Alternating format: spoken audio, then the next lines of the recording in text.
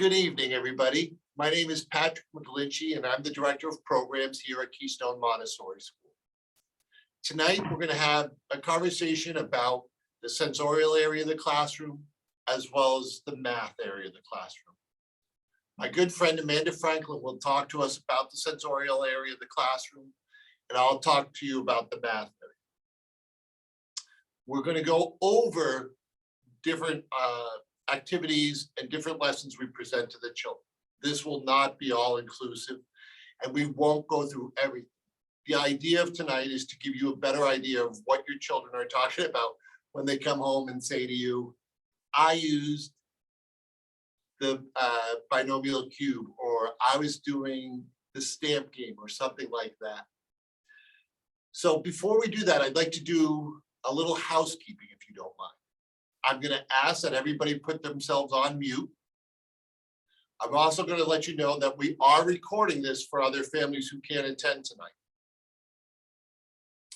At the end of each section, we'll try and answer some questions if you have some questions. I'm going to ask you to wait until the end of Amanda's section and then the end of mine to ask questions. If you don't have questions, that's okay too. We both like to talk, so we'll just keep going. All right. So if you're on mute and you're ready to learn, let me introduce you to my good friend, Amanda Franklin, who is the lead teacher in our Maple room. All right. Ladies and gentlemen, boys and girls, my good friend, Amanda Franklin.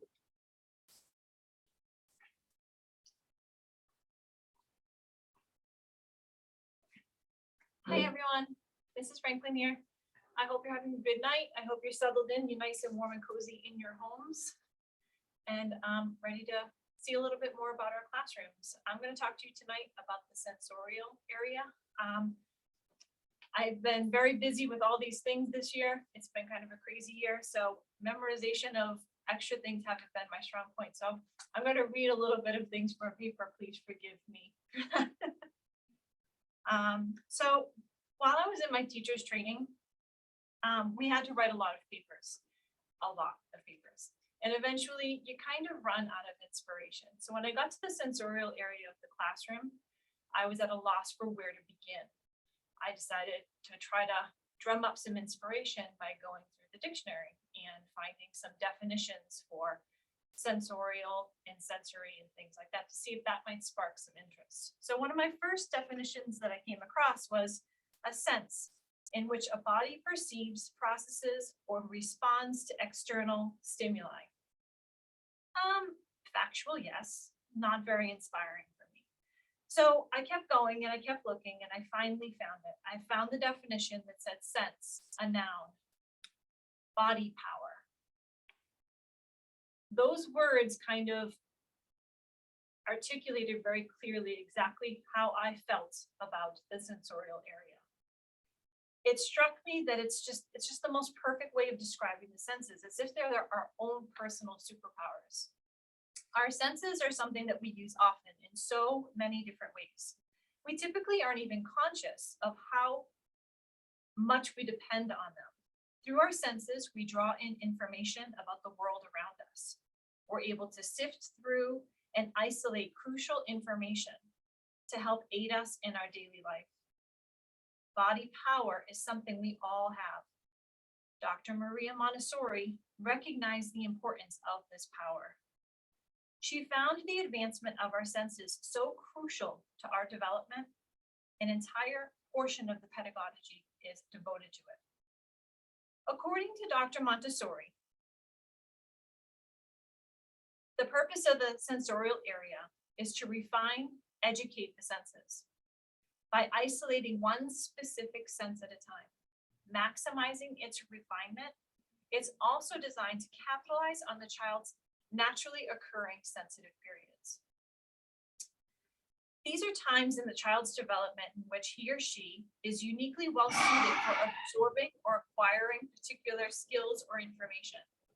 Occurring from birth to age 6, it's an overpowering instinct that motivates a child's path or development.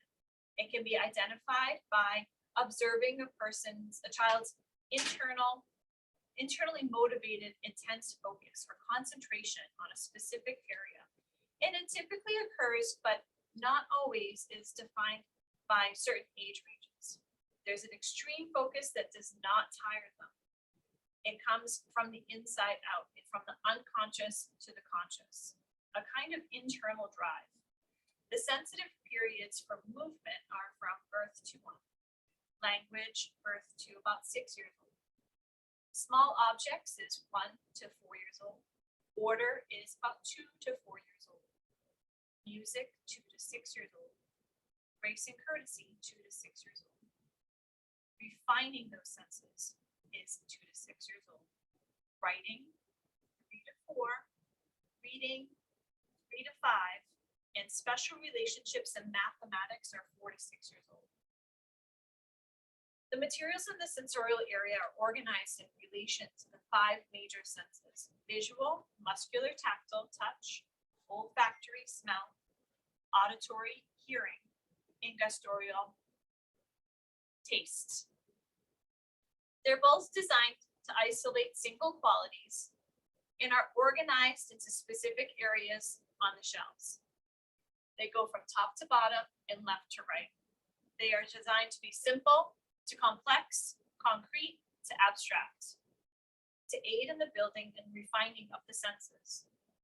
They work by isolating a single quality while simultaneously broadening a child's perception of the world. Within sequencing the classroom environment, the sensorial area is typically a second area explored by the students after everyday living. It provides materials that utilize the child's newfound confidence and their lengthened concentration that they've been developing in the everyday living area. As far as the physical layout in the classroom, the 2 areas are often found right next to each other. Some of our very first lessons in sensorial are matching and sorting. Finding objects that are enticing to the children and finding ways of matching them.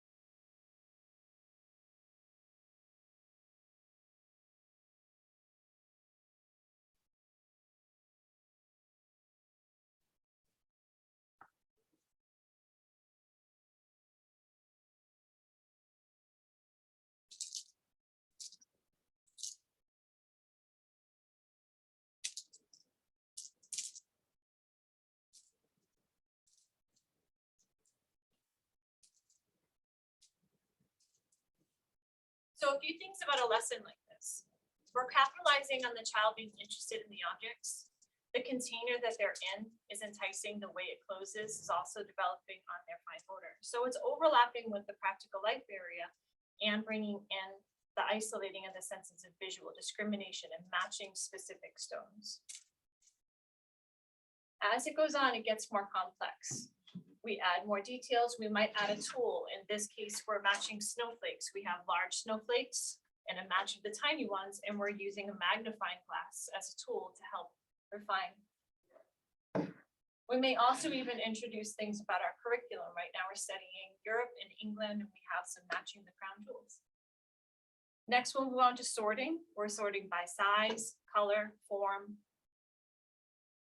and that can go on in all different ways. Another way that it overlaps is something like in the language area. We also will have a similar work where you're matching the 2 halves of something, bringing them whole, and that is the development of language.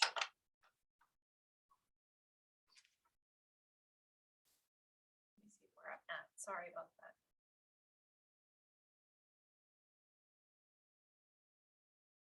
The sensorial materials must satisfy the following criteria in order to rationalize their position on the shelf in the Montessori classroom. Here are a few of my favorite. They should provide the opportunity for auto education. This is meant to let them figure out things on their own. They should have definite control of error within the material of itself. In the case of the stones, maybe there's one stone left over. Everything had a match, so they knew the work was complete. It should be open-ended, encouraging to self-teach through repetition. It should be self-contained. Everything they need is on that one tray. It should involve movement.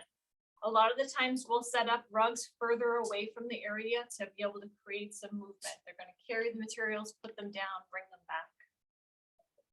It should involve muscle memory.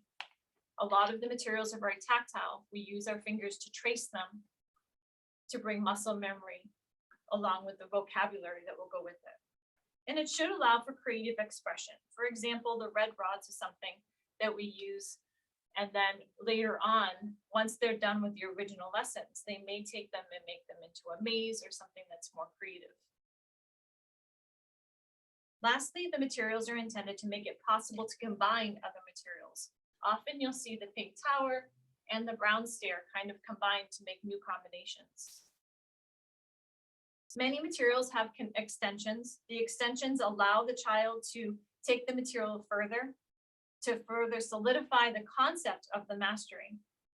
Extensions of the material grow the child's memory, encourage creativity, and increase attention span and build conceptualization, moving closer to the understanding of abstract concepts.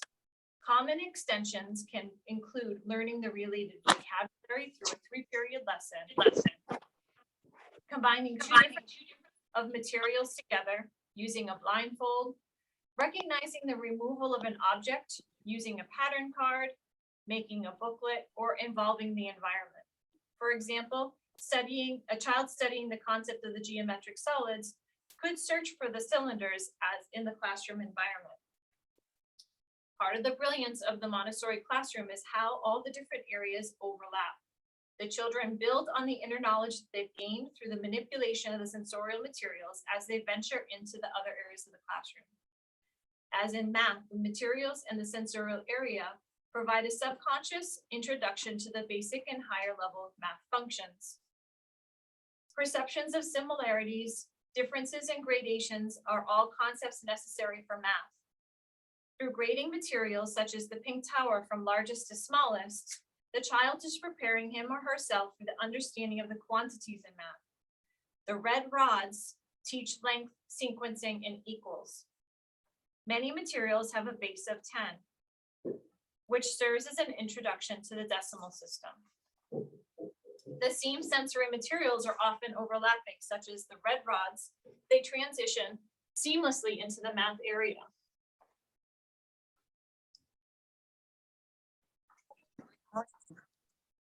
This is the longest red rod in the red rod.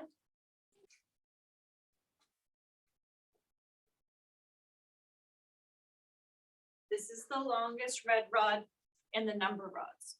Novice number. You can tell they're exactly the same material, painted different. It helps the material be familiar, and it helps when they get to the math area to feel a sense of comfort. They're used to seeing this material, you've just added on a new level to it.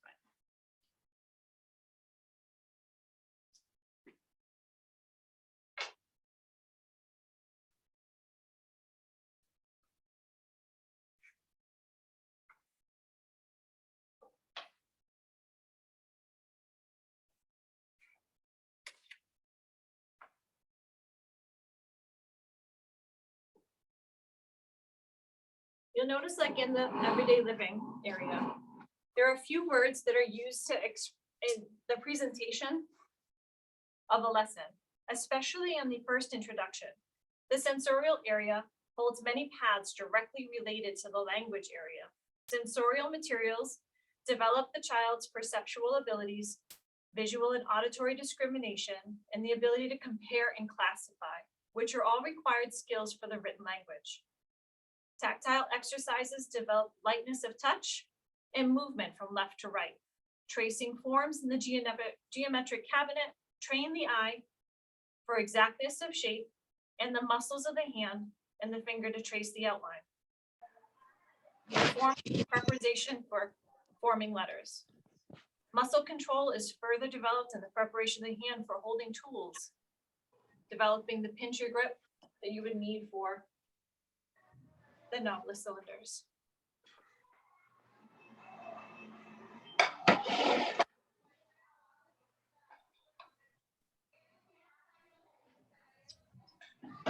After the child's explored the material, then language is given. Specific names of shapes, rectangular prism, ovoid, cube, as well as the terms to help differentiate the shape. Long, longer, longest, thick, thicker, thickest. They help expand the child's exposure to language. Majority of the lessons in the sensorial area is done on a one-to-one basis and is offered as a 3-period lesson. The value in the sensorial curriculum is quite clear in relation to its connection of the curriculum areas in future learning. Also of equal importance is how the real refinement of the senses helps the child enjoy and appreciate things outside the classroom. Circling back to the definition of body power, it's clear that the importance of the sensorial curriculum stretches far beyond the classroom. It is the refinement of the senses that allows the child to detect mint in the garden, appreciate the patterns of petals on the flower it takes on, that identify trees by the shape of the leaves, notice the subtle gradation of colors in a sunset. These are the details that so many of us have attributed to the love of life, our connection to the environment, ourselves, and the people around us. So thank you for letting me talk so long. Now I'd like to give you a little tour of the area.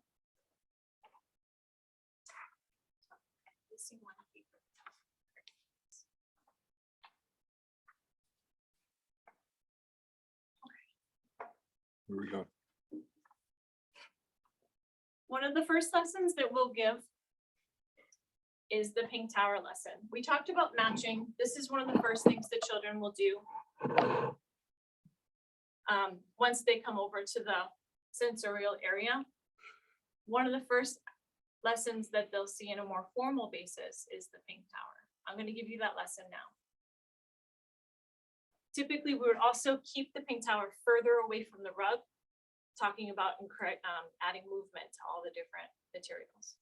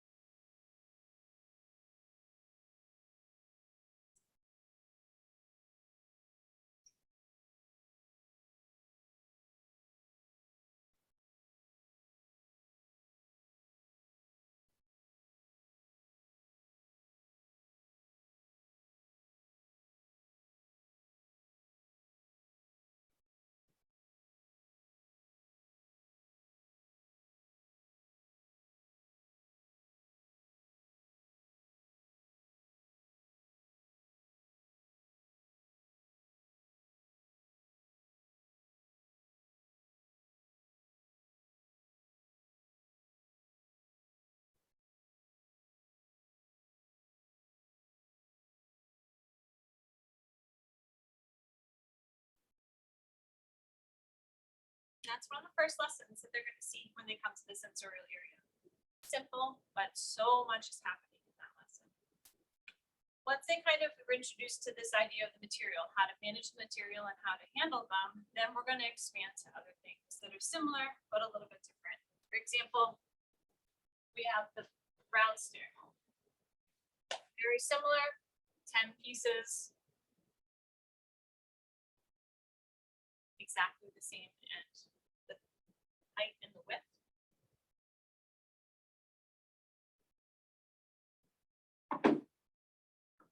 And that's true throughout the entire thing. The smallest is as small as this one, and the thickest is as big as the thickest. Other extensions that we would include would be something like, for the pink tower, we have cards that match. We might take these and put them on a rug on the opposite side of the classroom, and then invite the child to try to find the match of each of them. It's kind of fun watching them go back and forth, and whenever they get one, so yes. Another thing we might have talked about, the combination of materials. We have books of suggestions of different ways of combining the brown stair and the pink tower.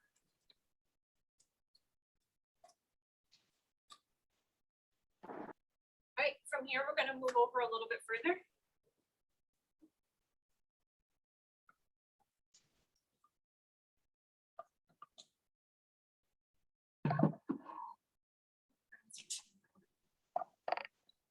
What's that?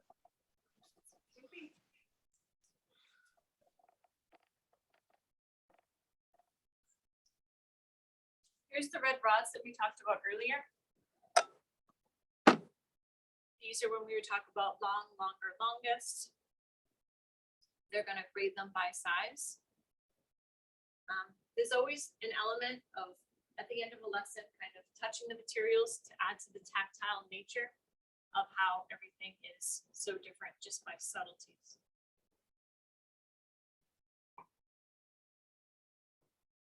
Excuse me, sorry. Another work that they're going to have as one of the first ones is the knob cylinders or the cylinder blocks. These are a series of cylinders that fit in very particularly and are graded from thickest to thinnest. There's 4 in the entire set. The next set goes from thickest to tallest to shortest, shortest to tallest, and they isolate different versions of it. It's really fun when they eventually can kind of get into doing all of 4. They put them all in the middle and have to sort them out themselves. Sometimes it'll become a competition between 2 students to see if they can get it on their first try. After the cylinder blocks, we introduce the knobless cylinders, which are boxes of different cylinders, different heights and levels. There are cards that go with them so they can try matching the size, the diameter of the cylinders. They can also build a tower with them and keep refining their senses.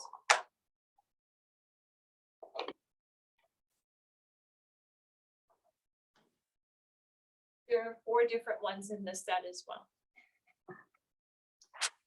From there, we move on to color. We'll start first with matching and labeling primary colors. This is where we'll add a lot of extensions. We might add a sorting extension that will talk about how to sort the colors. From there, we add a few more colors in. We talk about color mixing, primaries and secondary colors, as well as adding in browns and whites and blacks.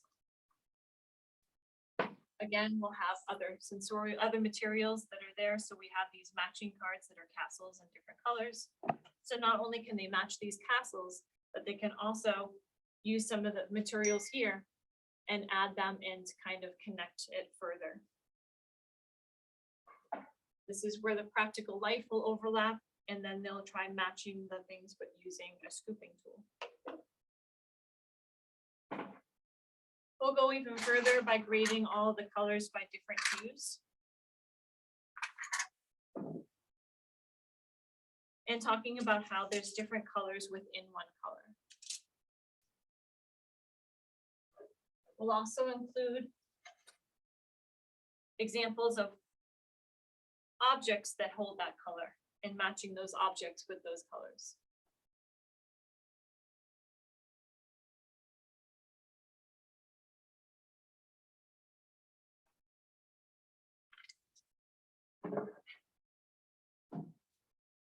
Color mixing puzzles,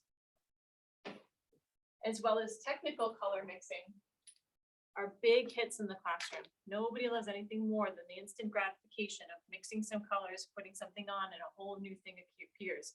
You're an instant magician. It's really fun.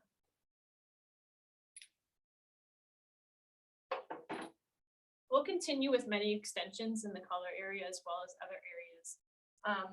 We may make them seasonal where we're matching scarves and hats for snowman. We may be matching different kind of hues and colors, but there's a lot of fun things that we can create for each classroom in that way. Once we're done with color, we're moving on to is that right? Yeah, I lost track.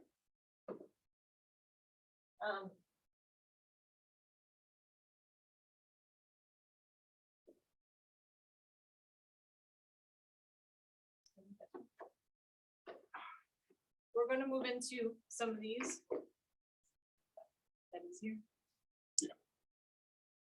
These are our constructive triangles boxes. They start out with very simple where it's all the same triangle and the only invitation is just create something. There's no strict lesson to it. It's getting comfortable with the materials. They can decide whether they want to make them into something like forming a rectangle, or even something as simple as making a boat or making a kite, something that's just more imaginative.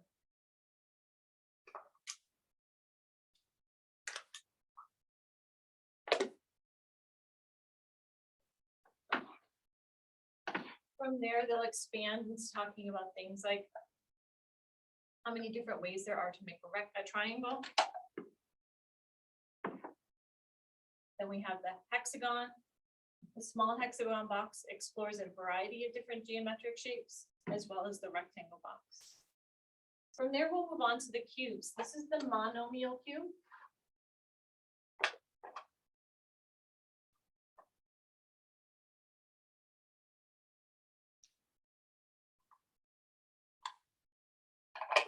After the monomial cube comes the binomial cube.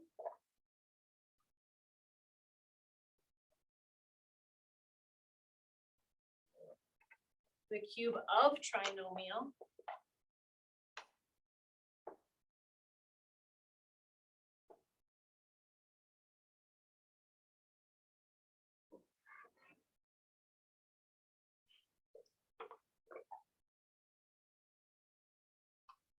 And this is the trinomial cube.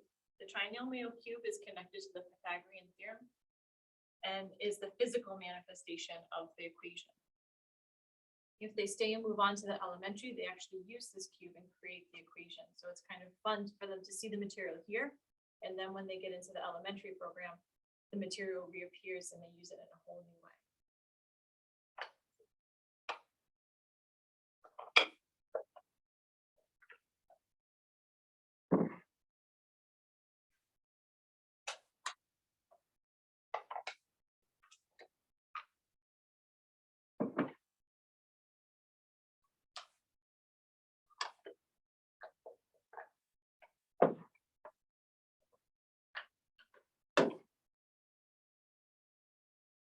We also connect into our botany curriculum by talking about the 5 classes of vertebrae. This starts out by talking about whether something is living or non-living, whether it is a plant or an animal, a vertebrate or an invertebrate, eventually moves into vertebrae. We have reptiles, mammals, fish, birds, and amphibians. These are the puzzles. They can trace these. They can just do the puzzle. They can do 3-part cards. There's a whole wide of extensions that connect to these materials. Anything with animals is a big hit for the children. From here, we move on to the botany curriculum, and there's all kinds of puzzles. And similar with the 3-part cards, we have parts of a leaf,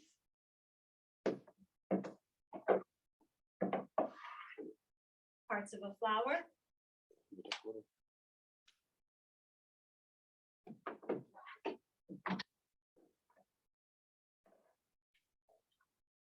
parts of a tree,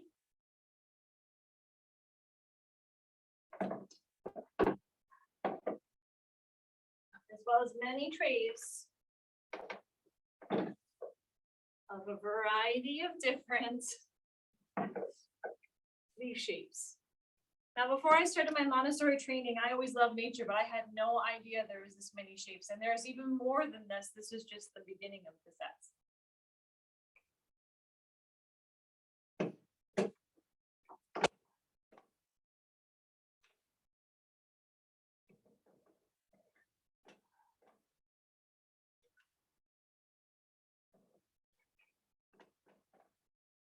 We use these materials in a wide variety of different ways.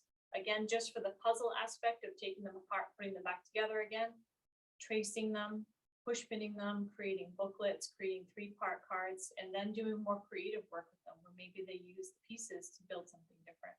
It's really fun to see how many different ways the same material can be used.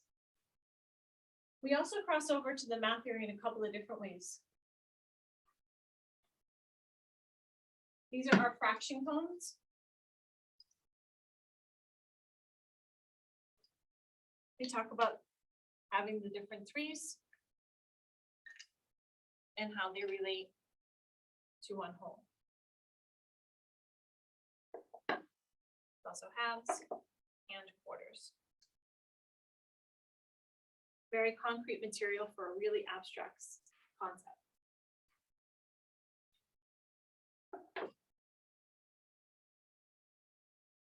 From here, we move into some more form. We have the geometric solids. We have the geometric cabinet. With the geometric solids, we also have 3-part cards. We talk about the different bases of the geometric solids.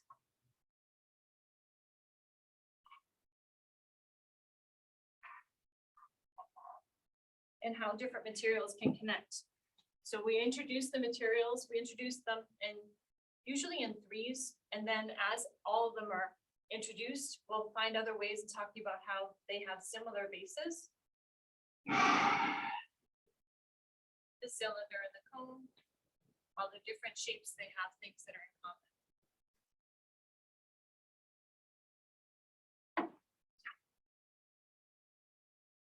A fun one to try to explain is the difference between the ellipse and the ovoid.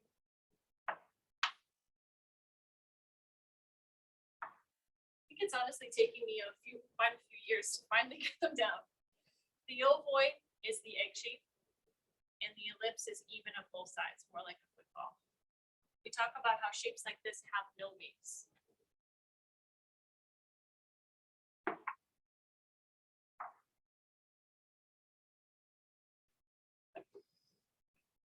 This box is full of all different geometric shapes. Everything from the oval, like we connected to the ovoid, the ellipse, like we connected to the ellipsoid, the curvilinear trial, the quadrifoil, as well as trays of circles, rectangles, trapezoids. So many things to explore. We have different cards that they can use to match them. And 3-part cards to help them with the vocabulary.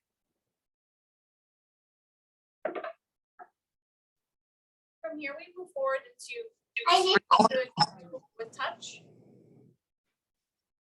It seems like a funny concept to have to introduce, but it's actually one that I always find makes a lot of depth to the children. We're relating language where this is a tablet where half of it is very smoothly painted and the other half has a rough texture of sandpaper. This simple lesson is just talking about how this is smooth and rough. The only words usually used in that lesson is smooth and rough. Smooth, rough, smooth, rough, rough. I guess as an adult, I never really thought of this being that big of a concept to dwell on. But I find a lot of children will spend time later on just fingering them, feeling the different textures of the different materials.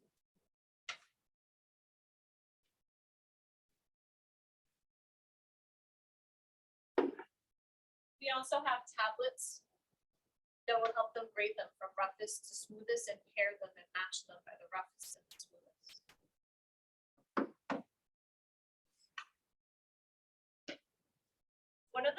favorites is our fabric matching box. It's often accompanied with a blindfold. On the initial lesson, the teacher will give it and cover this over with blindfold, which is a delight to the children. But you lay out all the fabrics and you, with the blindfold, try to find them using your sense of touch. It's always fun when you're giving the first lesson and one's just out of your reach and you're sitting there trying to find that last one to make the match. You can hear all the children giggling. We'll change the fabrics throughout the year on a regular basis just to keep it interesting. This year we are holding off a little bit on the blindfolds, just trying to keep the textures and keep materials a little bit further away. The bodily fluids, we don't want any kind of overlaps with COVID.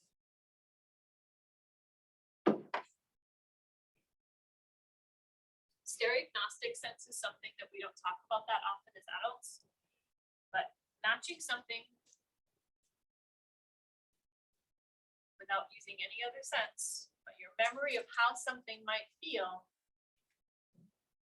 is something that as adults we take for granted.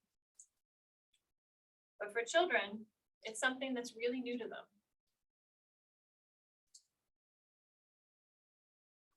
This is simply objects that are from nature. There's pine cones, bark, sticks. And they have a lot of fun testing themselves, trying to find the matches without looking. From there, we might offer 2 bags, and these have geometric solids. This can also be a game they play with a friend where they pull one out and show one, and the other person has to find it in their bag. We also have a lot of extensions here. Adding different things with materials, texture are really great for just expanding their sense of touch, refining it,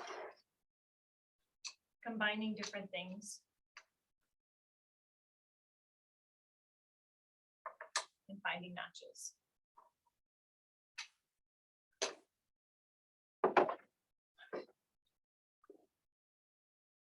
We're always offering more extensions to increase development.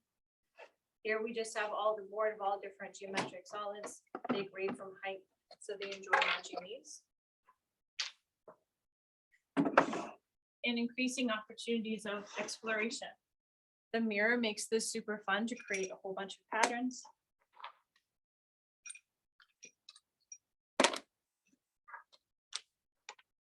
It can kind of be mesmerizing to work with.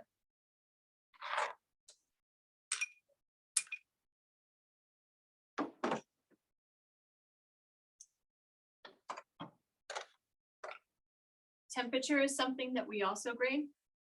All of these tablets are made from different material. We have felt, cork, glass, metal, wood, slate. They all hold a different temperature. You'll often see us taking them and putting them on our wrists. Before COVID, we put them on our cheeks. It's interesting to feel the difference between the cold metal and the warm felt.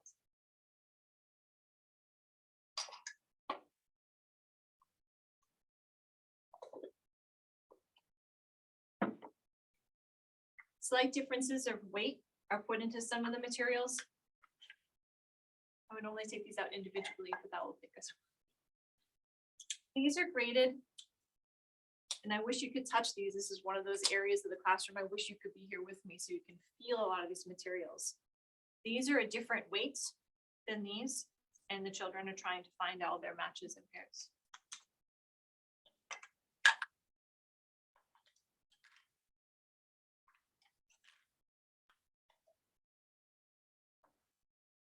These also are weighted. They would put them out in control random order, try to find out how they're fitting, feeling.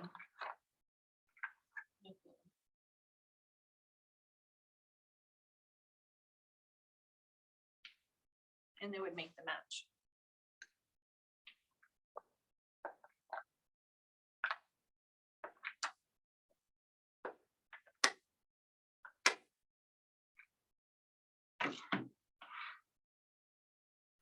Pressure is another source. There's rubber bands in here and trying to stretch them across, creating tension. The children can feel the tension. You can even add an extension to this and challenge them to make different shapes. many squares can you make? Sound is one of our first lessons is sound or no sound.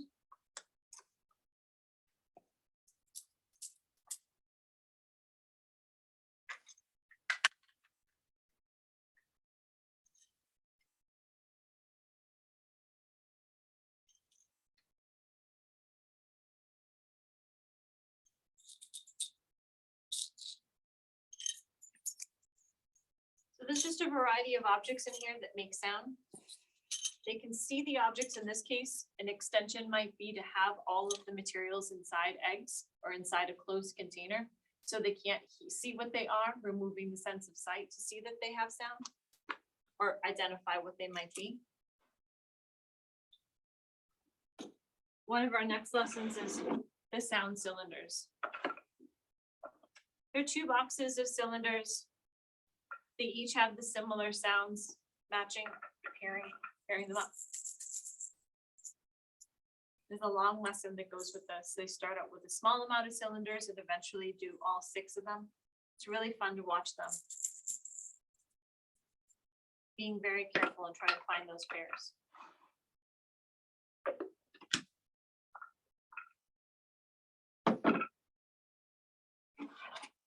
Furthering the sense of hearing. These are the Montessori Bells. There's extensive lessons. We usually start it with 1 bell and just exploring how to use the bell. Move further to having a few bells and just grading them by sound. And then further on, matching sounds.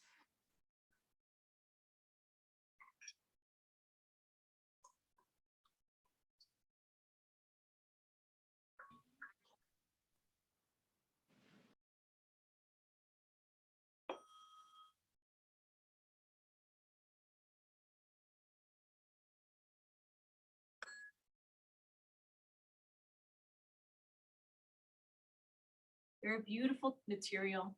When they're hit correctly, the sound can extend for a really long period of time. And it's great in the classroom. It's a little bit quieter in those moments. You can hear the bell and you can hear the child listening, how long they can hear it for before it's too soft for them to be able to hear it.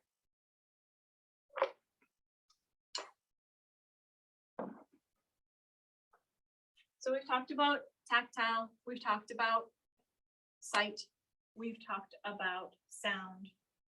We also have works that are related to the sense of smell. Inside these canisters, there's essential oils.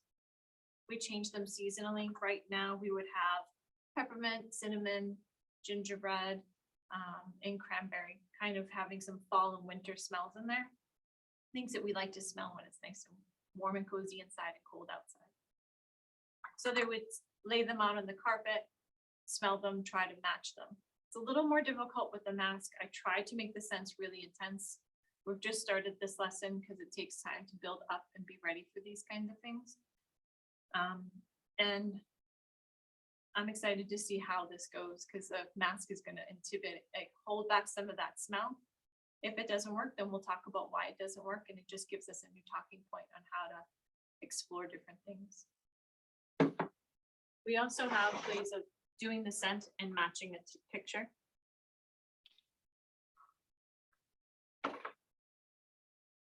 In pre-COVID times, we also have one that talks about taste. We would have maybe a tasting tray and we would talk about, in the fall, we might get different flavors of apples and compare the different flavors of the apples. Maybe you would talk about the difference between sweet and salty, sour and things like that. That's pretty much a tour of the whole area. Are we done? We are. We made it. We are. Well, thank you so much for your time. And now we're going to talk to Mr. McGlinchy about our mathematical area. This is going to take us just 1 minute to move into the other classroom. So if you could avert your eyes just for a few minutes so we could get ready, that'd be awesome.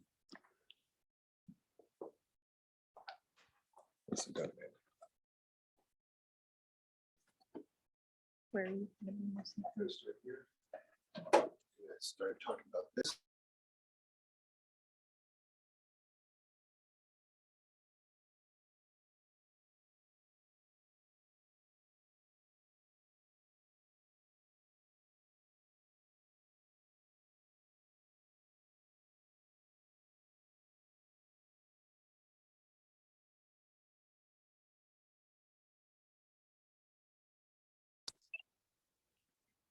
Ready, 1 and 2. Your host has disabled the video. What's that?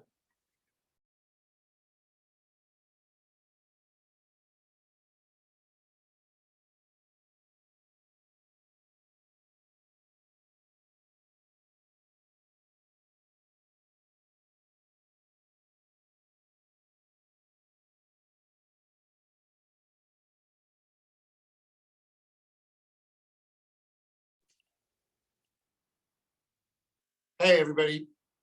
My good friend Amanda did a great job over there, right?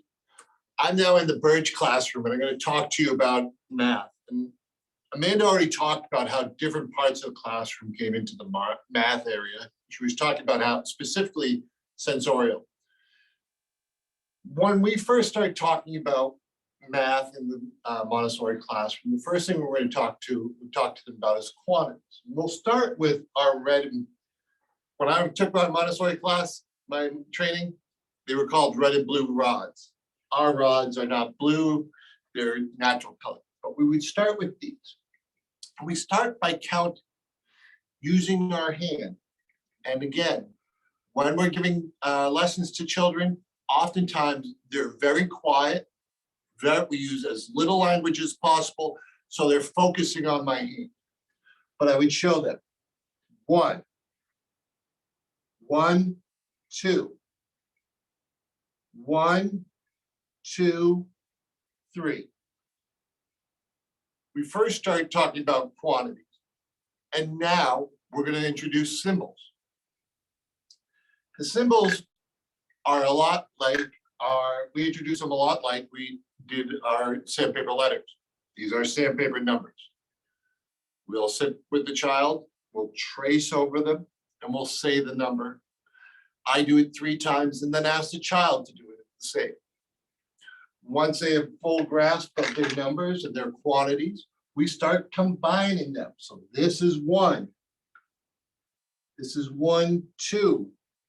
We're now combining quantities with our symbols. 1, 2, 3, and so on. These go all the way up to 10. We also use these when we start talking about different ways to make the number 10, which is a lot of fun. In Montessori math, like many parts of the Montessori classroom, we go from fully concrete stuff to more abstract. This is very concrete. After these lessons have been given, we would move to one of my favorite lessons, which is called the Spindle Box. The Spindle Box, or Spindle Boxes, I guess, are trays here that go from 0 through 9. This is the first time we start to introduce the concept of 0. 0 means nothing. What I love to do is sit down with the child and say, look at me. I have 0 hippopotamuses in my hand. And they look around for that hippopotamus. Where is it? 0 hippopotamuses. I have nothing. 0 means nothing. Honestly, I think if you went to your child right now and said, what does 0 mean? Their call response might be 0 means nothing. When we give this lesson, we introduce 0. And the first time I do this with the child, I will have the child sit down and I will say, this is 1. And I will put it in their hand and say, what is that? And they'll say, this is 1. And I'll say, oh, let's put it with 1. And then I'll say, this is 1, 2. Here's our 2. They'll count it off and put 2 in there. 3, 4, 5, 6, all the way through. What's happening here is a couple different things. They're making an association between the number they just counted and the symbol. So that's reinforcing quantity with symbol. But what's happening also, without them even realizing, is they're realizing the difference between the numbers. The number 1 spindle fit very easily in their hand. By the time I'm putting 9 spindles in their hand, they need both hands. So without me saying it, they're making a connection. 1 was small, easily fit in my hand. 9 was bigger, I needed both hands. That's the beauty of a lot of what Maria Montessori figured out. is what we have was called the direct aim and the indirect aim. Direct aim is to make them practice their dummies and making associations between quantities and symbols. The indirect aim is to really further that and have them understand it at a different level. Once we have done that, we will start introducing numbers and counters. Here we have cards that go 1 through 10 and counters. We start laying out the counters. We do it in a very specific way. We put the 1 in the middle, and then 2, 1, 2, they have a partner. If I take my finger, I can go all the way down to the rug there. Now here's my number 3. 1, 2, and then my third one's in the middle. Number 3 doesn't have a partner. I can't get my finger all the way down, it stops. 1, 2, 3, 4. Oh, they all have partners, and my finger can go all the way down without stopping. This is how we start introducing odd and even. If my finger stops, it's odd. If my finger can go all the way to the rug, bottom of the rug, they're even. Odd, even, and so on. We'll also start introducing our beads to children. Now, this is what we call the hanging bead chain. And again, it's using 0 through 9. And there are hooks here. We introduce the children to our Montessori colored beads. 1 is red, 2 is green, 3 is pink, 4 is yellow, 5 is blue or light blue, 6 is periwinkle, 7 is white, 8 is brown, and 9 is dark blue. When we introduce the decimal system, that changes a little bit. Units are always gold, and everything is actually gold at that point. But another beautiful thing about this work is not only does it have the number 0 listed, but it puts a hook there. And it lets you know it's just like any other number. We're just not going to put anything on it.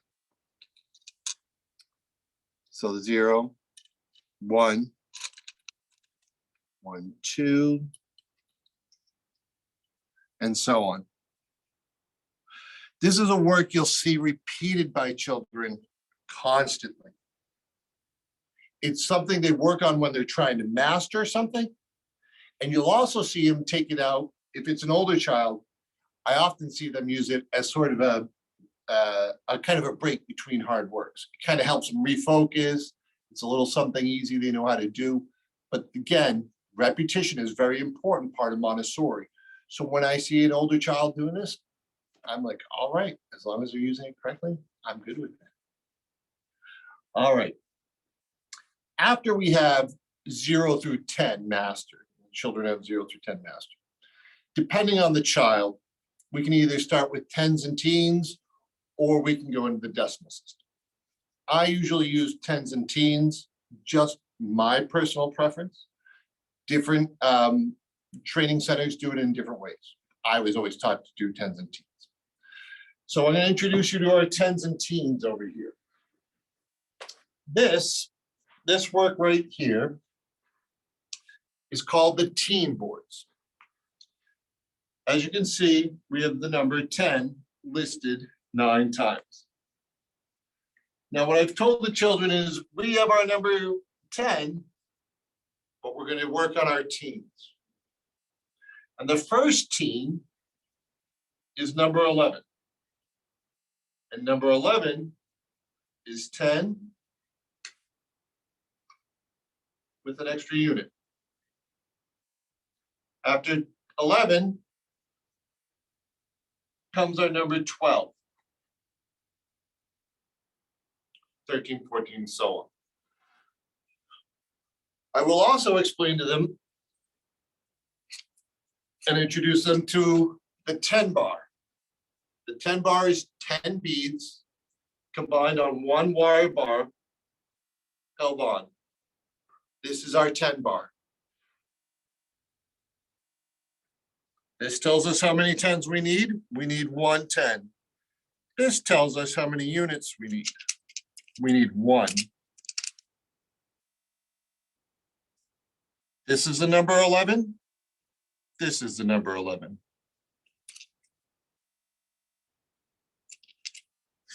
This is our number 12. This is our number 12. And so on, all the way through 19. We had the hanging 0 through 9 beads. We also have our hanging teens. Now, what you'll notice is where our 10s are, 1 10. 10s are blue, and our units are 0. That'll come in handy later. Again, this is just like our other work, 0 through 9. So our first number is 10. We're going to put 1 10 bar there. Oops, I can't see what I'm doing. This tells me we need 0 units. So we're not going to put anything else on that. On our number 11, we're going to put 1 10 bar.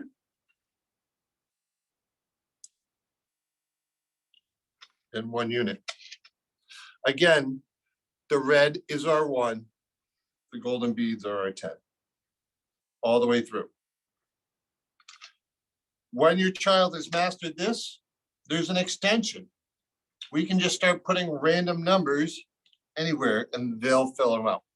So that way we make sure they've mastered it. It's not just route for them. It's all 10, 11, 12, 13, 14. We start moving the numbers so they'll say, oh, it's 16, then 12, and then 14, and then 13, whatever the case may be. Again, a lot of repetition, especially in math, repetition is necessary for the children to really master something. So that's a quick overlook of our teens. Our 10s are very similar. While we don't have a hanging bead tray like we do here, we do have numbers. And what we'll do is we'll lay these numbers out and we'll add a number. So maybe we put an 8 there to make 18. The children will get out 18 beads. Maybe we do 27. They'll do 27 beads. They'll do 2 10s and a 7 bar, whatever the case may be. This, again, is helping them learn the 10s. First, we just do 10, 20, 30, 40, 50, 60, all the way through 90. And then we start adding other digits. So 92, 75, whatever. Again, practice, practice, practice. That leads us into linear counting and then skip counting. Our linear counting is going to take place on something like this. This is called our 5 square chain. And what the child will do is they'll count 1, 2, 3, 4, 5. Here's my 5. 6, 7, 8, 9, 10. 11, 12, 13, 14, 15. 16, 17, 18, 19, 20. 21, 22, 23, 24, 25. Now the 25 ticket is larger. That lets you know that is where there is a square. So it is 5 times 5 is 25. This is literally a 5 square. Now what I love about this work is you say to the child, this is equal to this. And they look at you and say, okay, but then you take this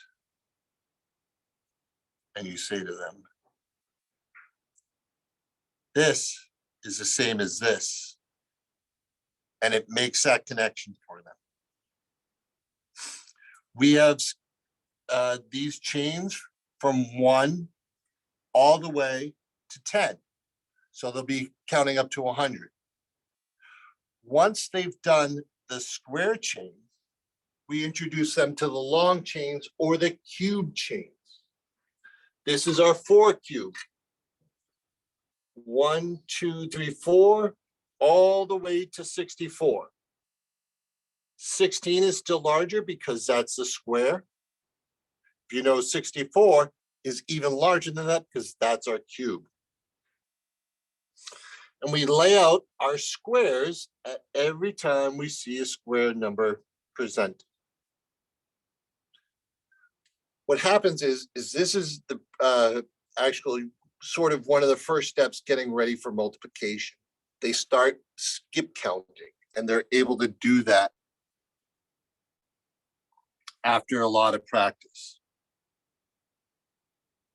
This is a very long work. It's very deep into the math curriculum. Oftentimes we see this in our 2nd or 3rd year children doing this. So we're looking at older 4s, really older 4s, younger 5s, and our 6-year-olds.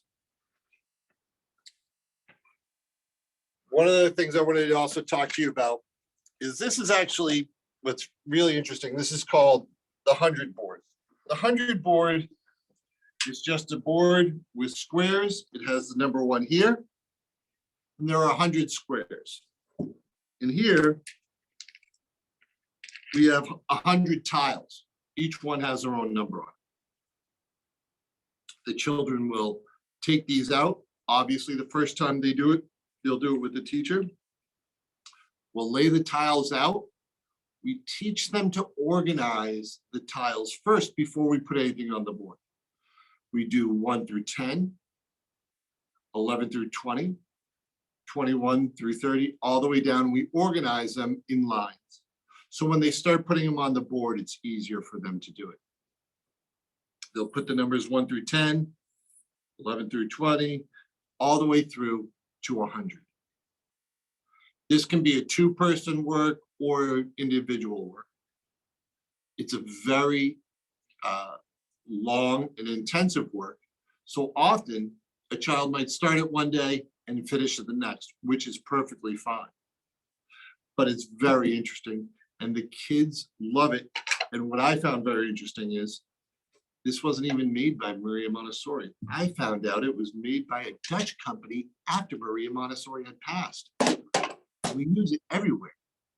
It's still wonderful. So this is a quick overview of our 10s and teens. After our 10s and teens, we really get into the meat of the situation and we start introducing the decimal system. Now, what I find interesting about the decimal system is when I took my training and they were telling me what we were going to do with the decimal system, and with 3, 4, and 5-year-olds, I really thought, oh my goodness, these poor people have lost their minds. I'm not sure this is right for me.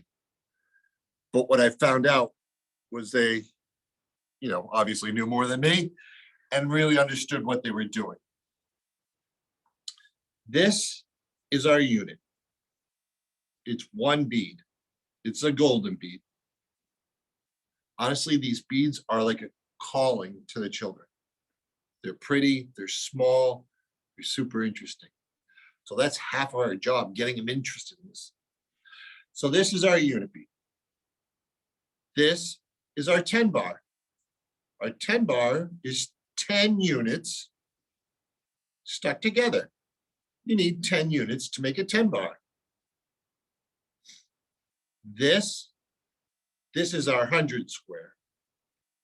Our 100 square, you need 10 bars to make 100 square. This is our 1,000 cube. For our 1,000 cube, we need 10 100 squares to make 1,000. This is something we'll go over with the children often. kind of presented in different ways. We'll play different games. You know, one of my favorite games with the kids would be if I was just introducing this and I was really sure that they had it down. I would say, all right, close your eyes. And then I do this whole no peeking, no peeking, no peeking, no peeking, no peeking, no peeking. Open them up. What are we missing? We're missing the 100 square. You're right, we're missing the 100 square.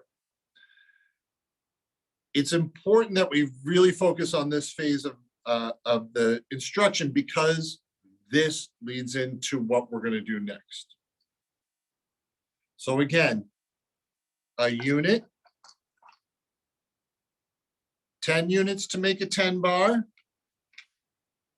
Our 100 square is made up of 10 bars, and our 1,000 cube, our 1,000 cube is made up of 10 100 squares. Again, just as I was saying with the cylinders, I'm sorry, with the spindles, that one gold bead, very light. By the time you get to the 1,000 cube, it's loaded with wire, beads, and all sorts of stuff. It's really heavy. I'm guessing that's like 3 pounds, maybe. It's a solid thing. So once we introduce this, and they know what units are, they know what tens are, they know what hundreds are, and they know what thousands are, we're going to teach them something new in our math. Once they have this down, we're going to introduce them to one of my favorite areas of the classroom, the 45 layout. So we're going to walk over here to another part of the room.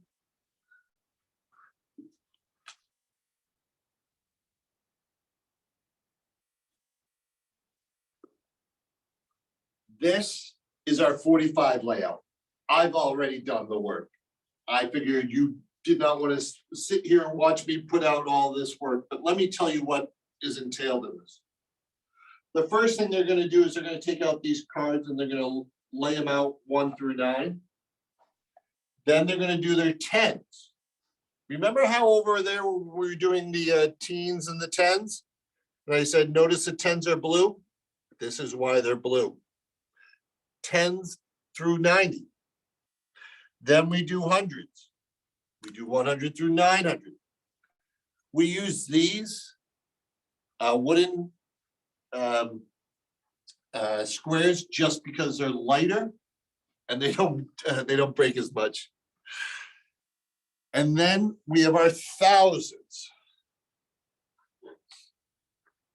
And we do 1,000 all the way to the 9,000. And this is our 1,000 cube. Again, wood, because it's easier to maneuver and not as easy to break. This could take a child an entire morning layout. And it would be so worth their time every time they do it. My favorite part of this work is when I've taught one child to do it, there are always 2 more in the wings. And if I have a child who's older and really knows this work and knows it inside out, and I can ask that child to give me a lesson, I love saying to that child, could you show your friend how to do this? And I'll watch them give the other child a lesson. I'll stand off in the distance, so if there's a mix-up or something, I can swoop in and just say, oh, I think we forgot to do this, or that's a great idea, let's try it this way, or whatever the case may be. But when they teach another child how to do it, it is one of the best things you'll ever see in a classroom, because that child who is giving the lesson has full mastery of what they're showing, and they're excited to show their friend. Their friend is excited to get the same lesson they got, except they're not getting it from Mr. McGlinchy, they're getting it from their friend who's explaining this to them. It is a wonderful thing to see, because that child who got the lesson from the child will be the next person come to me saying, can I show my other friend how to do this? Obviously, we got to make sure everybody knows what they're talking about and knows how to do it before I allow that. But this is a wonderful. Once they have this down, once they are able to put the 45 layout out together and do it nice and neat and all beautiful, we start playing a game called number fetching. And what it is I will give a child on a tray number cards. I will say, can you get me 8 units, 5 tens, 600s, and 2000s? Can you do that for me? And they'll say, absolutely. Now, all this material will be on a shelf. They'll go to the shelf with the tray. They'll come back with their 2000s, their 600s, their 5 tens, and their 8 units.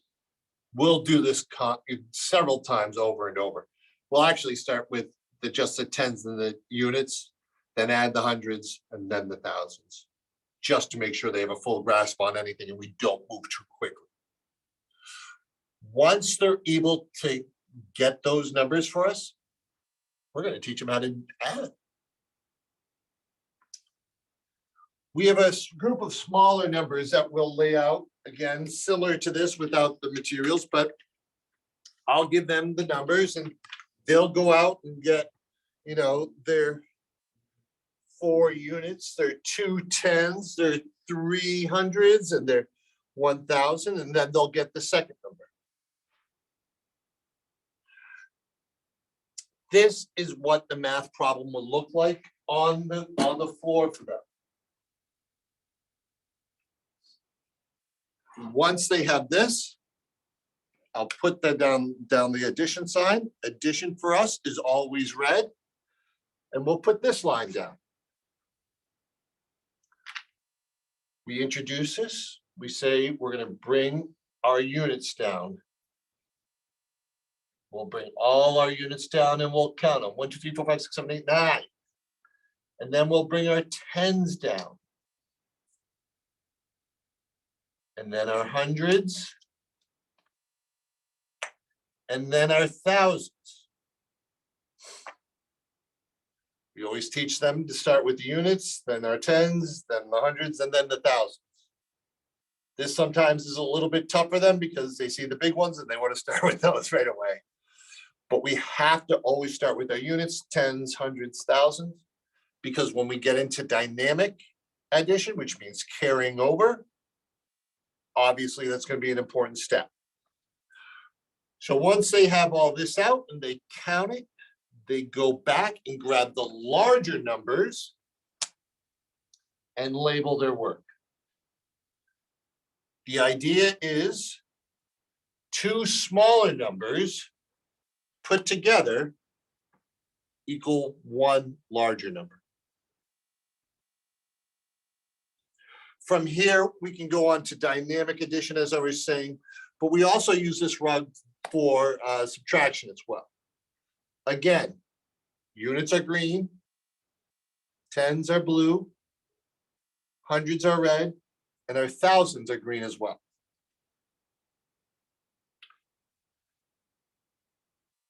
This is really important stuff.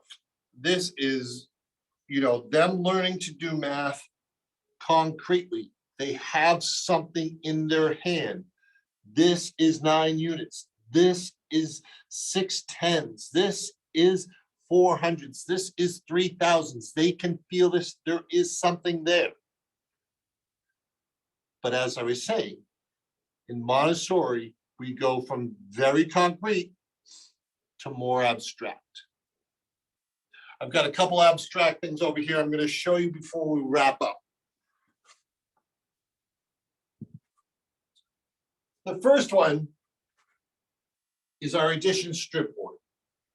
And our addition strip board has our numbers 1 through 9 here and 1 through 9 here. Red and blue. The person would take a card out.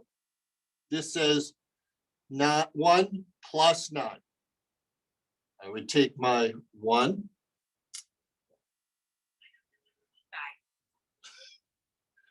And then I would take my 9. When 1 is added to 9, we get 10.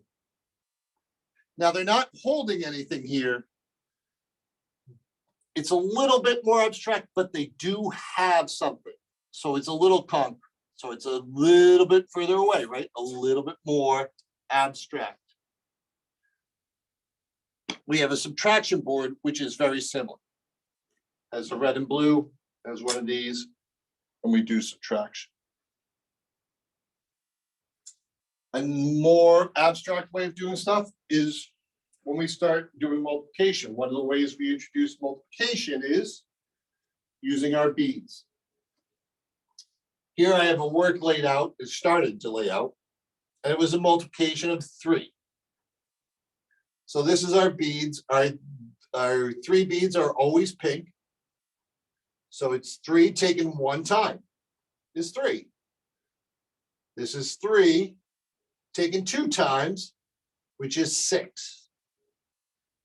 This is 3 taken 3 times, which is 9.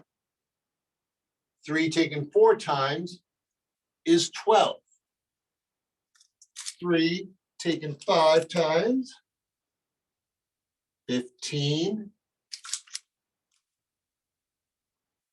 18, and so on. 21, we do 21. 21, 2 tens and 1 unit. They would go all the way through 10. They would also be recording this as they do it. All these works when we first start. All these works, when they first start these works, there is, when we start with our red and blue rods over there, or red and natural rods, there's no writing because we're using that with younger children.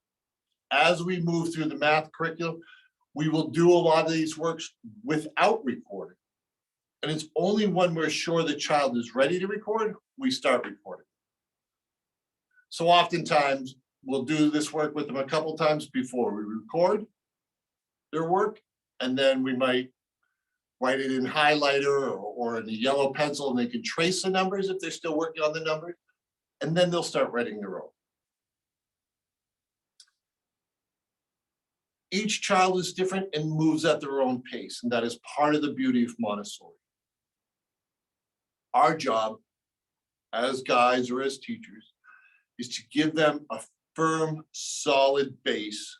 So as they move on in life, they'll have that base to work on, to work from. I can tell you this as a parent. I have 2 children. My oldest is in high school and my youngest is in 6th grade here at Keystone. His final year at Keystone here. I always knew how important this stuff was. But it wasn't until I was a parent and I saw it play out for myself that I was really, really sold on this. I was sold, but that when I saw it working with my own children, I was like, holy smokes. Every child moves at their own pace. Not every child will get to multiplication by the time they leave children's house. But some will, a good portion. And not every child will, I didn't bring any division out, but we do division. We teach division very similar. We also go into a more abstract way of doing what's called the bank game, where we use little tiles instead of stuff. Stamp game. Sorry, I don't know what I said. In any case, I realize this is not every, or I should say, please realize this is not every math material here. I wanted to give you an overview of what happens in the classroom so you understand when your children are talking about what's going on in the classroom. This will also come in handy for your parent-teacher conferences at the end of the month. You can quiz the teachers and say, what is my child? No, I'm joking. But seriously, this will help you for your parent-teacher conferences. So when your teacher is saying, gee whiz, they were doing so fabulous, but they were getting caught up when I was doing tens and teens with them. Like a lot of children, they had a problem with number 11. Why isn't it 10 teen? I don't know, but it's number 11. Anyways, it gives you an idea of how to do it. So that's the end of my speech. Thank you all for coming. If you have any questions, please put them in the chat, and Mrs. Franklin and I will try and answer them as best we can. If you don't, do we have any questions? So far, I don't see any. All right, so my good friend Mrs. Franklin says we don't have any questions, which is perfectly fine. Thank you very much for showing up tonight. We appreciate you taking the time to learn about your children's education. Please know that our teachers here are very dedicated to their work. It is something they have all found. And each one has a great story about how they found Montessori. You can ask them about that too. Thank you so much for coming out tonight. I greatly appreciate it. And I'll see you in the car line tomorrow, friends. Have a good night.